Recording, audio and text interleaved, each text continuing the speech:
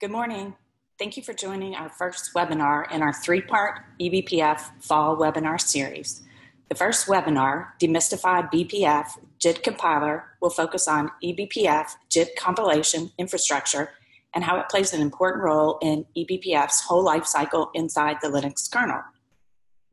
The second webinar in our fall series, BPF Hardware Offload Deep Dive, will focus on the internals of the kernel architecture of the offload and how it allows seamless execution of unmodified eBPF data paths in hardware. The final webinar in our fall series, eBPF Tooling and Debugging Infrastructure, will cover common issues faced with eBPF and techniques to diagnose them. All webinars will have a QA session as well as answer some common questions. If you haven't registered for the two webinars, please do so. Space is limited. Today, John Wang is going to discuss how eBPF JIT compilation infrastructure plays an important role in the entire eBPF lifecycle inside the Linux kernel. First, it does quite a number of control flow checks to reject vulnerable programs, and then JIT compiles the eBPF program to either host or offloading target instructions, which boost performance. However, there's little documentation about this topic, which this webinar will dive into. A copy of the presentation, archived replay, as well as any project code will be made available shortly after the webinar. These can all be found on the eBPF page in the technology section of Netronome.com.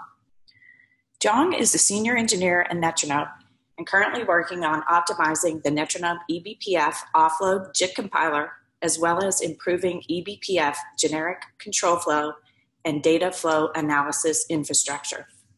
Netronome has recently launched a new support site that contains a knowledge base, forums, feature requests, and solutions. Please visit help.netronome.com for more information.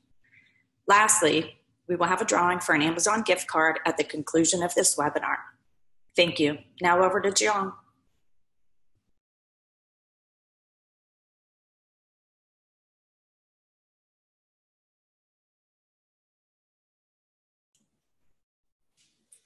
Hi, everyone. My name is John Wang. As introduced, I'm a software engineer from Netronome, and I'm working on optimizing eBPF JIT compiler for Netronome NFV processor. So today I'm going to share with you some of my work, which requires go some deep into eBPF JIT compiler. So I'm calling this presentation as Demystify eBPF JIT compiler. Right, first, let's say the agenda. We will first look at what is a JIT compiler, then what is a eBPF JIT compiler. After which, we will see that there actually are two important stages for eBPF JIT compiler. One is verification, the other is code generation. So we will go in depth in both, and after which, I will introduce Netronome flow processor code generation backend. And finally, we will see some emerging features for eBPF JIT compiler. So first, what is a compiler? So normally when you say compiler, you mean static compiler. It's translate source language to machine instructions. Importantly, it's before execution. So this static compiler model, generally it fits for static typed language. That's because before execution, you got all the type and all the memory layout, register allocation, you know, everything before execution. So you can have a chain of tools help you finalize the final executables. So that's what shown as a picture below. So you see from the most to left, it's C source code, and after compilation, you know you lay out the data, the code, and you know the stack. So you generate sequences to initialize stack properly. After which, it's doing assembly, then generates the ELF and doing some linking to do relocation, and you have the final ELF sections and ELF segments. After which, you go to the runtime, and the runtime to runtime relocation and mapping segments. And finally, you jump to your entry function to start the execution. So for example, for the traditional classic glue routine, you can specify a -v, then it will show you all the details of each component. Then what is a JIT compiler? So JIT means just in time, or it's it means during execution, or means during runtime. So generally, it's a compiler which generates machine instructions at runtime and depends on runtime information. So this is mostly for dynamic typed language, because for which you don't know the memory layout, you don't know register allocation, those things. So you want to defer lots of things to runtime. And also, sometimes you have a binary, you want it to be portable. Generally, you want it to be executable on all architectures without recompilation. So this time you want a JIT compiler. And sometimes you simply want a unified intermediate representation to expose low-level information for some unified check.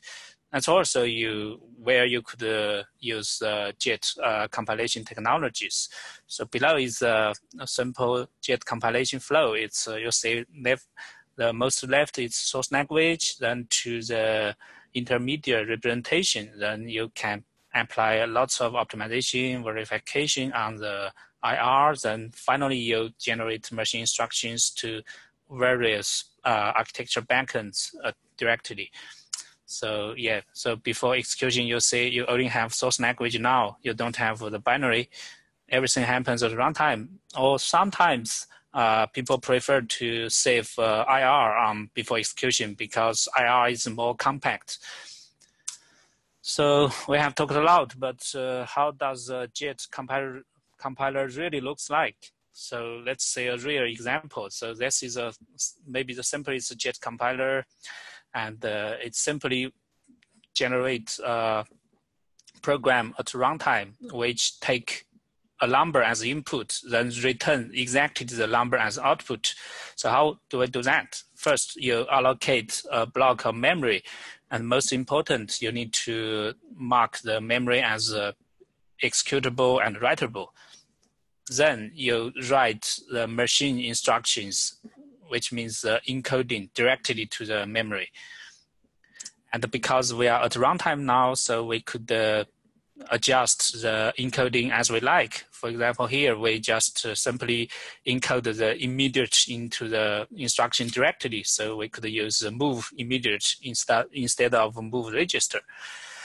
And what's important, finally, you need to turn the start address of this allocated memory into a function. Then you just jump to the function, the converted function. Then it will continue executing there. So that's the whole process of JIT compilation. Simple, right? So let's summarize. So for a JIT compiler, generally it's generating machine instruction at runtime. It writes the machine instructions to executable memory directly and execute them there on the fly. There's no assembling stage.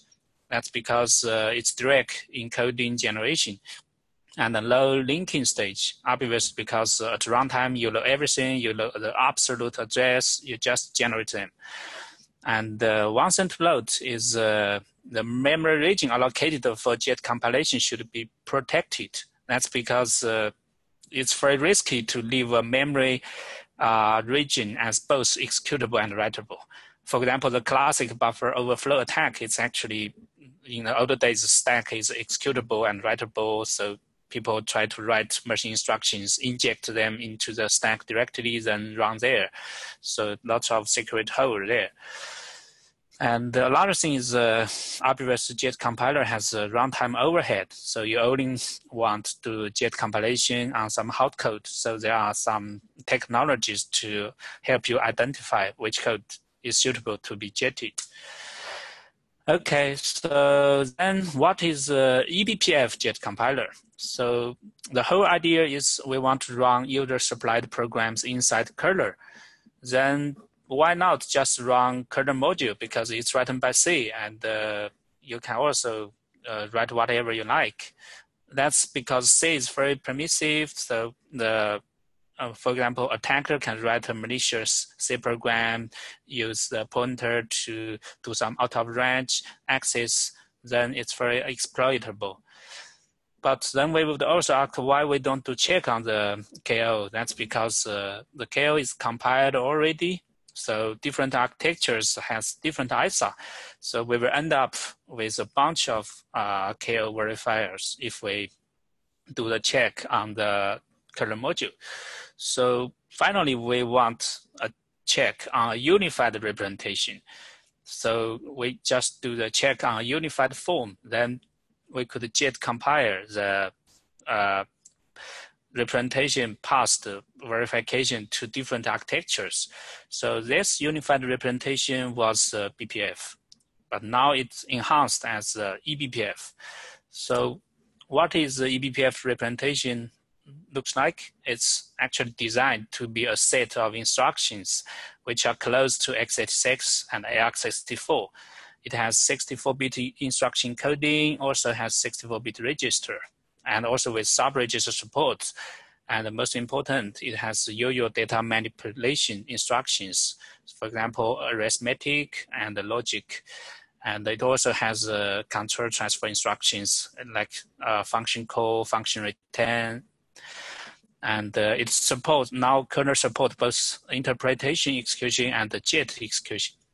And actually you could see the design ideas from the kernel documentation. It's a very good document. And below is a picture which gives you a simple initial impression what the instruction looks like. For example, it has add, jump, load, store, those things. Now this presentation, because we are talking about JIT compiler, so we will focus on the JIT execution. So below is what the eBPF software stack looks like for the JIT execution. So first, you got a C program. You use LVM to compile into a ELF object. All the eBPF sequences are put in the executable ELF section. Then you use Linux syscall. You can load the executable section into kernel space. Then most important, now the first the sequences need to go through the verifier. It will done lots of security checks. Then after it passes the check, it will call the architecture code generation backend. Then it could be mapped to ARM, AX64, x86 instructions, then run on the hardware natively. So that's the whole process. And we need to pay attention to the yellow block, yellow colored block. That's because they are sitting inside the kernel space. And you'll see there are actually two components. One is a verifier, the other are various architecture JIT backends. So they actually work closely, and both form the eBPF JIT compiler. So next, let's look in depth in both. So first is a verifier. So what the eBPF JIT compiler is verify. So first, it will do some control flow checks to make sure there is no function call to unknown function. There is no fall through from one function to the next one, meaning for each function, it needs to be well formed, that is ending with an explicit exit instruction. And also there should be no jump destination out of range. There should be no unreachable instruction, and there should be no loop. That's because we hope the program could be terminated in definite time. And then there will be individual instruction check based on static information. For example, what is a static information means information we can figure out purely from the instruction without any external resources. For example, divide by 0, shifts with invalid shift amount. For example, for 64-bit instruction, obviously it's 64-bit wide, so you won't want to shift outside of 64, something like that, and the invalid stack access, because eBPF only supports 512 bytes stack space. So that's a static check. And second is individual instruction check, but based on dynamic information. So what is dynamic information? It includes value range-based checks. For example, during the execution, you could accumulate the value range. Then at some point, one register is content is with some range info. Then some pointer access is out of range, and also there will be register status-based checks. For example, if you do some read from uninitialized register, it's disallowed, and there will be stack status-based checks. For example, corruption spear pointer on stack. That's very interesting check. That's first you write full length 64 bits pointer to the stack. You try to manipulate the pointer, change part of it to some malicious pointer, then you read it back as a whole to pretend it to be a valid pointer. It will be rejected. So these checks actually, it's you can say it requires tracking data flow dynamically at the instruction level. And there are some good algorithms we will go in depth later. And finally, there is another interesting check the JIT compiler is doing. That is a kernel space pointer leak check under unprivileged mode, because kernel space pointer, it's very sensitive information, so it's highly useful to the attacker once it leaked to user space. Therefore, the verifier is doing check to make sure no pointer arithmetic and no pointer comparison. That's because sometimes you can figure out the pointer value by lots of comparison. And obviously, we don't want any store back of the pointer to user space. So there are some interesting articles and some patch sets you could have a look, which give you more information. And below is a roughly list, shows what unprivileged pointer leak check has been done. So you could say there are lots of checks. And where I get this information? So good question. So there is a good list. Actually, you can refer to the BPF kernel self-tests. There is a file called test-verifier.c. It has a bunch of unit tests for the verification. It's a good reference for you to know which verification has been done. So roughly, actually 900 tests has been done. And those tests are categorized using some prefix. For example, unprivileged and or function call or XDP, those are very interesting categories you want to explore to see what verifications are there. So then it's control flow checks.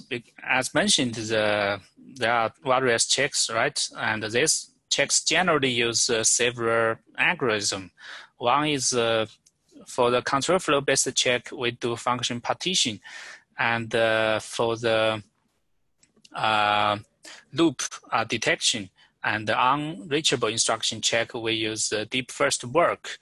And for the data flow tracking, actually, we are using a code path worker to collect information, instruction by instruction and pass by pass. So, and for the code path worker, you could easily say that it must be very time consuming, right? So we want to prune the path sometimes.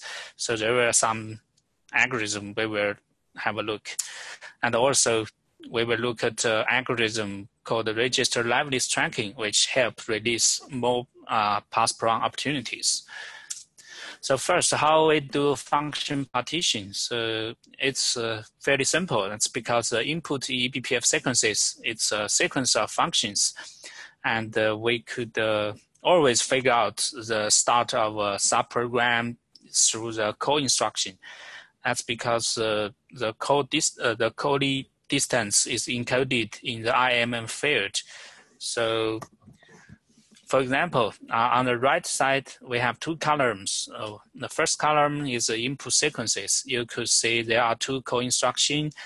One is, there's one with an offset of 5, the other with offset of 3. So use the algorithm on the left. Generally, you plus PC plus 1 plus IMM, you got the start address of the subprogram. By this, you could partition the sequences and got the function out.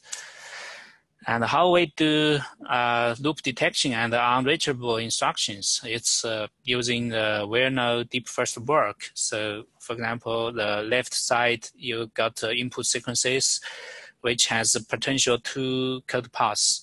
So if the branch is not taken at instruction 1, we force through to instruction 2, then go to label 2. And if the branch is taken, then you first go to label 1, then you force through to label 2. And for both, there's no package. We could know there's no loop. Then another input sequences, you could say if there's no branch taken, still is fine, right?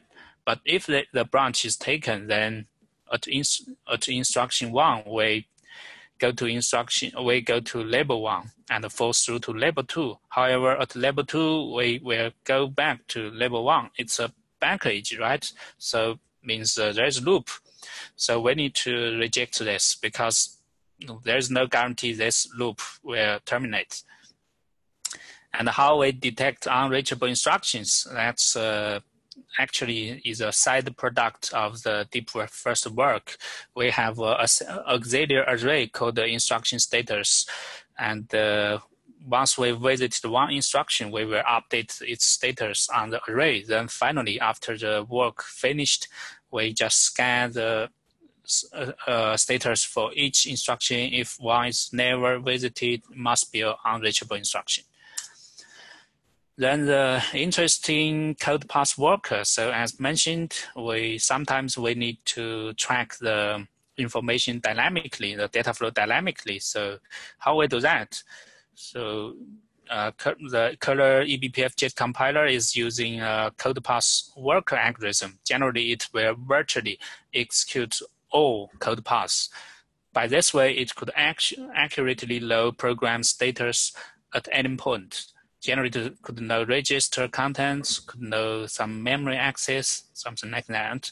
And during the path work, it will track and propagate scalar value range, pointer types, and you could say it's a very time incentive, right? It consumes lots of times. So we will reject a program, a eBPF program, if it's too complex.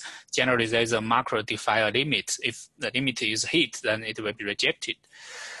So let's go in depth in the algorithm. Now, left is input sequences. You got 2 code paths. For example, if the branch is taken, you go through one path.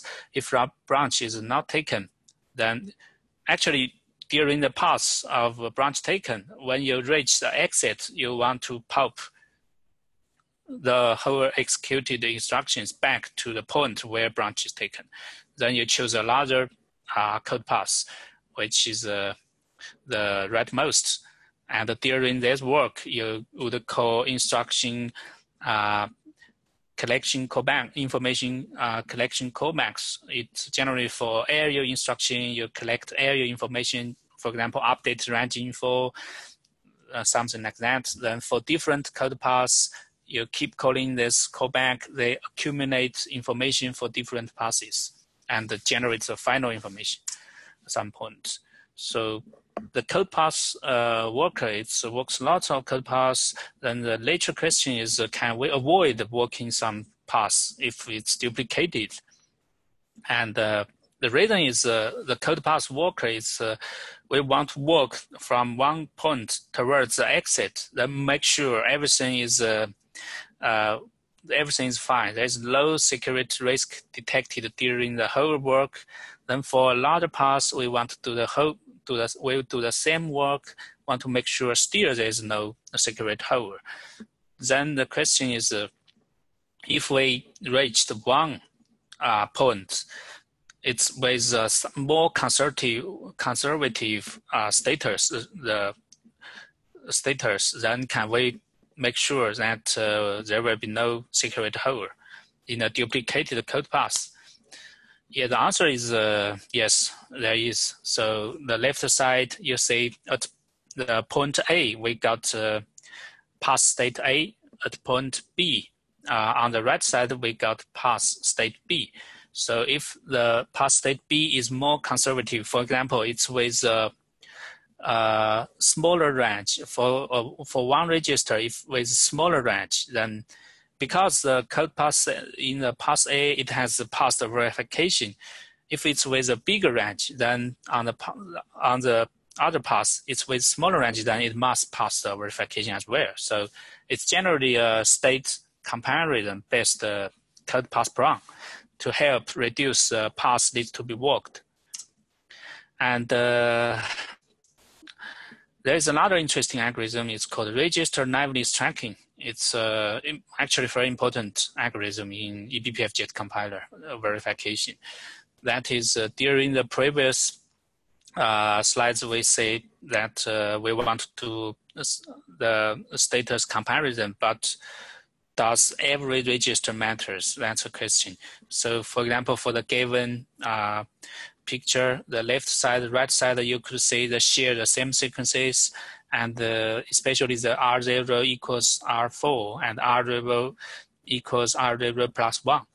Actually, the R0 doesn't matter during the state comparison for both paths. Why? That's because in this sequences, the R1 is defined by the path itself. It's from the value of R4. It's not when we're reaching the starting point of this shared sequences, the value is not from outside. It's rewritten immediately inside the sequences. So it's safe that we just ignore the usage of R0. That's called register liveness tracking. Okay, so that's pretty much interesting algorithm in eBPF JIT compiler verification stage. And you could see there are some challenges. That is, complex programs requires too much verification resources. We need to work through all code paths. So people are thinking using classic static flow analysis techniques, and it might lower the resources consuming. But the question is, can this approach give the same level accuracy on the data flow information to guarantee the securities?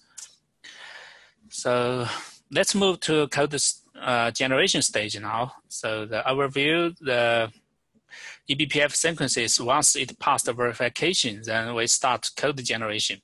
It's fairly straightforward because you just need to map the eBPF instructions one-to-one to the native machine instructions on the modern architecture. So for example, for AX64, x86, typically they share the same actually code generation flow. So that is what shown as a big picture. So first we call some dry run, the JIT compilation dry run, to know the potential size of the final image. Then allocate the memory as described in very early slides. You need to allocate a memory region, which is both writable and executable. Then we call the callback, the hook for backend, which is a build prolog. Generally to prepare stack pointer, do codesave, then it's a callback called the build body. This hook, each architecture do one-to-one map of to the eBPF instruction. For example, AX64, they just iterate through all eBPF instructions and map them to AX64 instructions and write to the JIT image. And finally, it's a hook called the build epilogue and self-explain. It's just restore stack pointer, restore codesaved. And you could check actually BPF JIT compile.c. It's the logic is actually quite clear. So there is one thing needs to notice is linking. That's because eBPF doesn't allow global variables and doesn't allow function calls. So there's in general no external symbol access, meaning there's in general no linking jobs, but eBPF does allow call to some special runtime helper functions. So the helper address needs to be actually relocated, needs to be fixed up. That's actually sort of a linking job. So how is the eBPF JIT compiler doing? So it's generally prepares the absolute address at verifier, because the verifier loads a helper address. So it will encode the distance to the address to the call instruction. Then it tells it tells the backend that you should follow this convention. Then the backend always fetch the distance from the call instruction and to the virtual base, then got the final absolute address, then JIT the call instruction, jump there and call the function. So we want to encode the offset. That's because the 64-bit absolute address is too long to encode. And if there's BPF to BPF function call, still there's some interesting linking jobs required. It's because for BPF to BPF function call, we want to know the JIT address for each subprogram, for each BPF function first. Then we could relocate the final image. So how we do that? So generally in this, if there's BPF to BPF code, the whole eBPF compilation flow is changed a little bit. Then the verifier become the driver of the code generation, because only verifier knows the function layout. It has a partition function, so it knows the eBPF sequences for each function. So it will become the driver. It will first call the architecture JIT hook to JIT compilate JIT compile each function. Then after this, it got the start address for each function. Then it will relocate the call instructions to recode the distance. Then it will redo the JIT again with the updated call instruction. This time, the second round of JIT compilation must JIT the correct image. So it's a little bit tricky, but we can only do this because only verifier knows function partition at the moment inside the Linux kernel. So summary, architecture code generation hooks do instruction mapping, and the verifier do linking and all other jobs which are generic for architectures. And the verifier and architecture backends, they work closely to form the whole eBPF JIT compiler. So when we talk eBPF JIT compiler, it will be very hard for you to omit verification paths to omit the verification components, because it's very critical for the JIT compilation as well. Now let's look at Netronome NFP code generation backend. So what is NFP? It's a Netronome Engineer SmartNIC contains a very powerful network flow processor, allows you to programmably operate the hardware, the NIC. And also eBPF aims to offer programmability to kernel network stack. So you could easily say that NFP and eBPF, they match each other on the purpose. So it will be very perfect to offload the eBPF to Netronome NFP processor. The answer is yes, we can, because now we have support on Netronome NFP code generation backend, which could translate eBPF instructions to NFP instructions, and will write the translated result to Engineer SmartNIC, then run them there on the fly. So it could boost the performance. And in terms of JIT compiler code generation, instruction set architecture is the most relevant part. So I will focus on this part in the following slides. And actually, NFP itself, it's a very powerful chip which offers many other capabilities. So you could see much more information from Netronome website. We have good documentation for it. So first, what NFP instruction set looks like. So it's a 32-bit It has 32-bit general purpose register for each eBPF context. It has 8K instructions for each eBPF context. It has very rich arithmetic and logic instructions, and it has very powerful memory unit allowing unaligned axis and bulk axis. It has global absolute jump within the whole instruction buffer. And it has clustered register sets, which offers generous registers other than general purpose registers. So generally, it looks like the other eBPF backends like ARM x64, but there do has some differences. For example, first is there is a unique and powerful memory unit which needs special support, and it has much more registers than general purpose registers, so we should try to utilize them. And NFP is a 32-bit general. It has 32-bit register widths instead of 64-bit, so we need the register pair to mimic the eBPF register, and also NFP needs to do all linking jobs instead of using the verifier to do them.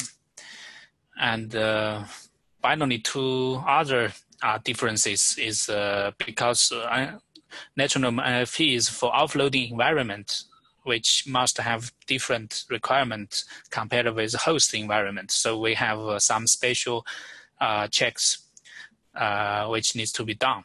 And also because now maps are located on our smart NIC, so we need to redirect all map axes. It's involved with call some firmware functions, get results, then some extra codegen, and it will be very easy for you to understand how this happened once you got you understand how the generic JIT works. So below is a picture to show you some NFP instructions. You could see it's there's no much difference with traditional architectures. So first, let's look at what we have done to support the NFP special memory unit. We call it memory copy optimization. That's because the classic RISC architecture, it's using node store model. So it can only access register widths at maximum per instruction. While NFP, it has a very special internal bus that allows you to do bulk memory access. So on NFP, we could access 128 bytes at maximum per instruction, much powerful than classic RISC. But now the problem is eBPF ISA, it's follow RISC load store model. So memory copy function were always expanded into load store pair by AVM compiler. That's because the either inline memory copy for small copy size, it's very common. And also eBPF doesn't allow call external functions. So anyway, it needs to be expanded. So this is not good for NFP, and actually might be not good for other architectures, because architectures always want to customize the expand sometimes. So how we deal with this issue? So on the left, you got to say source, right? It's a memory copy. After AVM compilation, it's expanded to sequences, to load store pairs. And in JIT Compiler, we have actually instruction scan pass, which scan the sequences, then try to reconstruct the memory copy semantics. Once we reconstructed the semantics, we understand the copy length, the copy source, the copy destination. We JIT our NFP bulk access instruction directly. You see just 3 or 4 instructions, much fewer than the load store pair. But there is a trouble caused by instruction scheduling from AVM. So typically the compiler is free to schedule instructions. So sometimes due to some scheduling logic strategy, it will schedule the load store pair apart from each other, unfortunately. So how we deal with this? So Netronome contributed an AVM option, which is called BPF expand memory copy in order. If you specify this option during compilation, then AVM won't touch the expanded memory copy sequences. So JIT compiler could rebuild the semantics reliably. And you need to note that pay a notice to the R3 because, for example, the R3 is dead after this. There's no guarantee it's dead after this instruction. So when you do the memory copy transformation, you need to make sure R3 still get the same value after your transformation. And do we have more memory copy optimization opportunities? As we mentioned, we have lots of registers. How we use them? Here it's you have, say, from the memory copy optimization, you see some strange things, right? There are some expert registers. So what are they? So that's because NFP has clustered the register set. So when we do memory read on our Netronome NFP, it's actually read from memory to the transfer in register set first, then move from register in register set to general purpose register. So you could say transfer in register, it's actually serving as a cache. That's very good, right? So if there are some following memory rates, if there's no following memory rates, and if you cache the memory rates in the first rate, then you can avoid all the following memory rate. So that's what we have done. So generally in the first memory rate, if it requests read 4 bytes, we don't read 4 bytes. We will scan all the instructions, try to understand the maximum possible read widths in the program. Then we read all of them in the first memory rate. Then all of them are into the transfer in register. So in all the other following memory rate, we just use the contents from the cache in the transfer in registers. By this, there's no need of memory rate, right? So it largely reduces the memory latencies.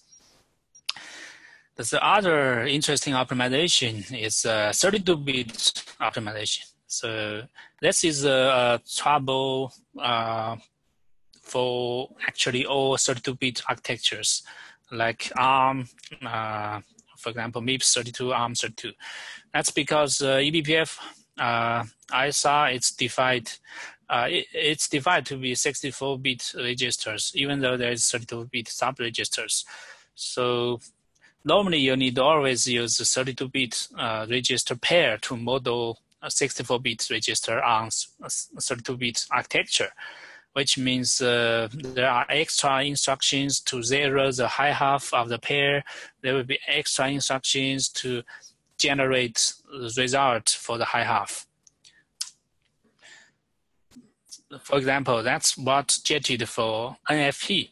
You could say for a typical 32-bit typed C program, we would really generate some instructions, and we don't know whether they are redundant. For example, we need R1 in the eBPF register is mapped to R2 and R3 as a pair, and we don't know whether we can avoid some extra instructions to zero the high half.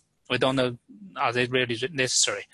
So solution one, we try to use the semantics from the ISIT, from the instruction itself. That's because the C program contains type, and the AVM compiler passed down those type through the 32-bit instructions and the 32-bit subregisters. So we contribute the 32-bit subregister support and ALU instruction support to AVM. Generally, if you specify M attribute equals ALU 32, then for a 32-bit type operation, it will use W register and generate ALU 32 instructions. Then during JIT, if you see the input is W register and it's a ALU 32 operation, meaning by semantics, there's the program is not interested in the high half, so you can safely avoid generate extra instructions operate on the high half.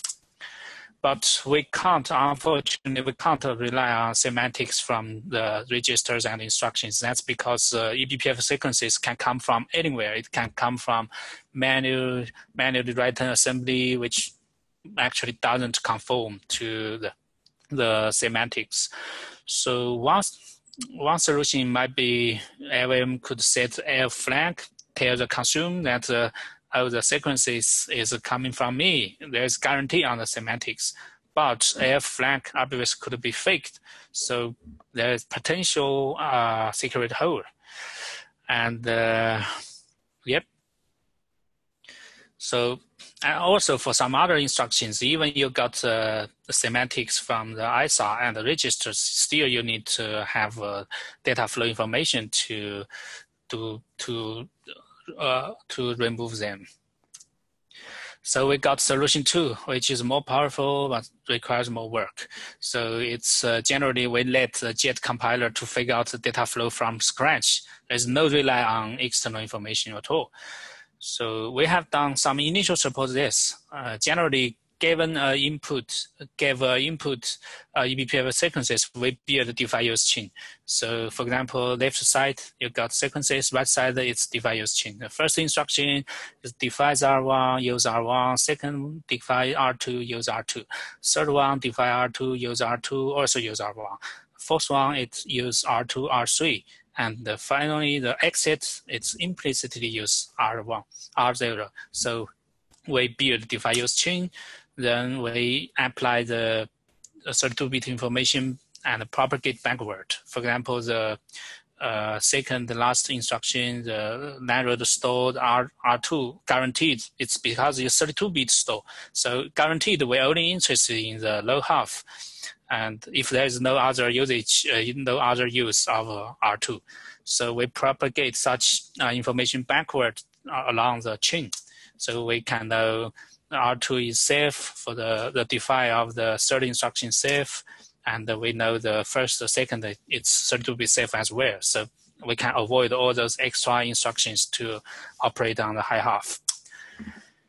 Now let's summarize NFP code generation backend. So generally it's share the same flow with other host backends. And we do have special optimization for NFP architecture features. And please notice that NFP is targeting offload execution environment because we want to offload the eBPF to our smart NIC. So finally, let's see some interesting eBPF emerging features. The first is there are some emerging features on verification stage. So first, there is a very strong requirement of more scalable verification analysis infrastructure. As mentioned, the current infrastructure, it's working all code paths, it's time consuming, so we want more scalable one, maybe based on some static analysis. Second is people really want to write loop in eBPF program because low loop, then it's not very handy to implement some algorithm.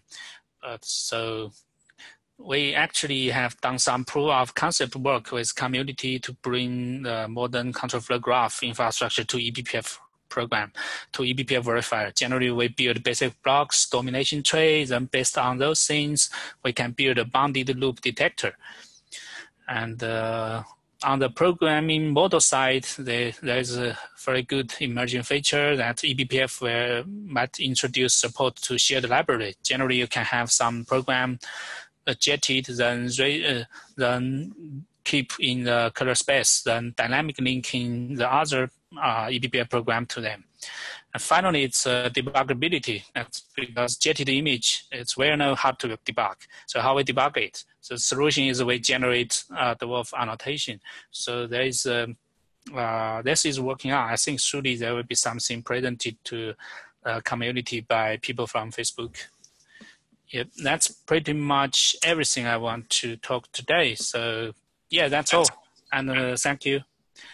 So any questions? Thanks, JIT. There are some questions, and I'll read those to you if you don't mind. Okay. The first question is, could eBPF be considered an evolution of the kernel module? And then the other question is a follow-on is, do they have the same performance characteristics? So the first question, I think it won't be involved as a kernel module. It's very hard because currently it's due to the verification, because it has very, very strict security requirements. So very strict security check. So easily your program will be rejected if you write the program without caution. You got some very permissive pointer usage, then it's easily rejected. So people might think it's not very handy to use eBPF to write kernel module. So because, so generally it's aimed to be used in the kernel space in the point where we need some customization on the function. For example, trace, for example, the networking filter, that's the perfect place for eBPF to play a role. And for the second question, so can you repeat, Jennifer? Sure. It's, do they have the same performance characteristics? For the eBPF JIT, right? So the first one was, could eBPF be considered an evolution of the kernel module? Do they have the same performance characteristics? Characteristics. So, so as I answered, I think it can't be involved into a kernel module unless if there is no improvement on the verification. So only if the verifier is involved into very smarter status, it can only it only rejects what really should be rejected. Instead of very conservatively reject everything, then it still can only stay in those areas which we need minor customization instead of generic KO, generic kernel module, I think. Perfect. But it's a good question. Yeah, it's promising. Yeah, I hope it happens. Good. So the next question is, how do eBPF filters written for a network data plane, net filter, work in the presence of re-jitting of eBPF to eBPF function calls without affecting traffic flow for the same socket? For this one, I think it's very hard. So generally, it's sort of live. You do some live JITing, something like that. So currently, the JIT compiler model is you got an input, you JIT it, you attach the JIT image to the filter. Then, if you want to change that, you need to redo the thing. You must stop the filter, then modify your eBPF program, then re-JIT, then re-attach. So I think at the moment there's no support for you to you don't stop the traffic, then you do re-JIT. So you need to always go the whole process again. Yeah, generally. Great. The next question is the JIT compiler available on Agilio today? Yeah, it's available. It's available in the, it's upstreamed already. And we have a good support in the upstreamed kernel. So you just check the native, you just check out the native Linux kernel, you got the support. But pay attention, you may need the special version firmware. And you could go to our website. So we have listed which version firmware support eBPF. Great. All right. The last question that we have is, can NFP code use eBPF maps like other BPF code? That's a very good question. That's very challenging to us. We spend lots of time trying to deal with this issue, and finally we got good results. Generally, the answer is yes, we support it. So we now have hijacked all the with redirect or map access. Now we allocate map on Agilio card, and we redirect all map access to the Agilio. Generally, we have good read and write map support for some types. And then the last part of that question is, when creating a BPF map with the BPF syscall, do we need to know at that time on which SmartNIC it will be allocated? Sorry, can you repeat? So it says when creating a BPF map with the BPF, SYS, CALL, Yep. do we need to know at that time on which SmartNIC it will be allocated? I think we don't know. You don't need to know it. Yeah, you don't need to know it. It will be handled by our firmware, automatically. Yeah, generally we offer the same interface as usual map operation in the host environment. It's generally the same. There's no much difference. We try our best to hide the unnecessary hardware details. Great. One more question. Well, actually, it's a two-part question. Have you offloaded the entire L4 stack? And are there any memory size restrictions to the BPF JIT code?